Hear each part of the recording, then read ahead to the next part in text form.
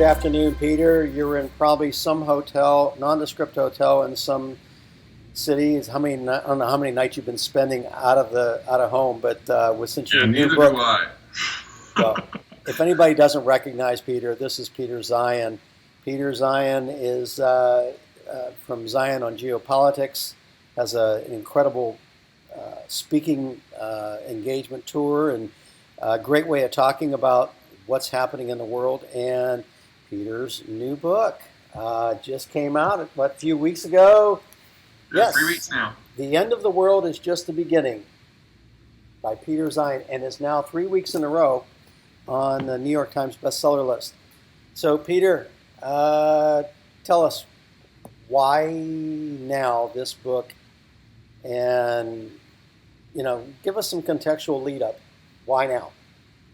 Most of my work has been dealing with the twin inevitable trends of deglobalization and depopulation. The United States created globalization in order to fight the Cold War. We basically protected everyone's commerce and allowed them to act like they had won the war. They could access any resource or any market ever or under our protection and sell to us whatever they wanted to, if they joined us in the war against the Soviets throughout the Cold War system. Now, that had a number of outcomes, but the first and foremost issue is that the U.S. saw globalization as a bribe, not as an economic plan. So when the Cold War ended, we've ever since then been moving away. We've had 8 presidential elections in a row where we've gone with the populist rather than with the internationalist. It's not an aberration, that's a trend. But there was also a structural side to this. By allowing the whole world to globalize, that allowed the entire world to urbanize. And when you urbanize, you start taking manufacturing and service jobs, and those don't exist on the farm, those are in cities.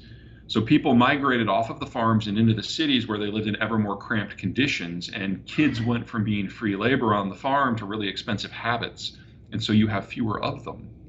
You play that forward for 75 years, you don't run out of children. That happened over 40 years ago. You start running out of adults. And so we've always known that the 2020s were going to be the decade where most of the advanced world ages into obsolescence.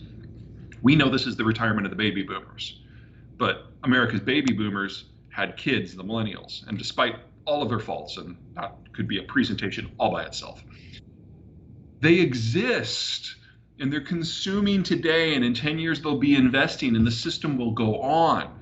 But in Germany and in Italy and in Korea, there just aren't very many millennials at all, not enough to repopulate the population. So we are looking at a hard end date this decade for the economic model of the world anyway, even if the Americans decided to remain engaged, which they're really not. So we always knew this was going to happen this decade. I was personally hoping that it was going to happen in the second half of the decade.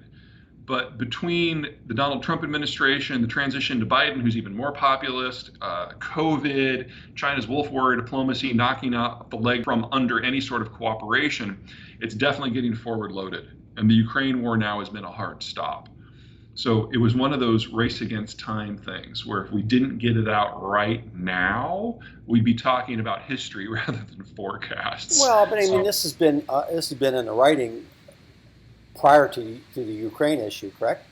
Right, and actually I originally wanted it to be book 3 instead of book 4, but the publisher really wanted Disunited Nations first, so we went that way.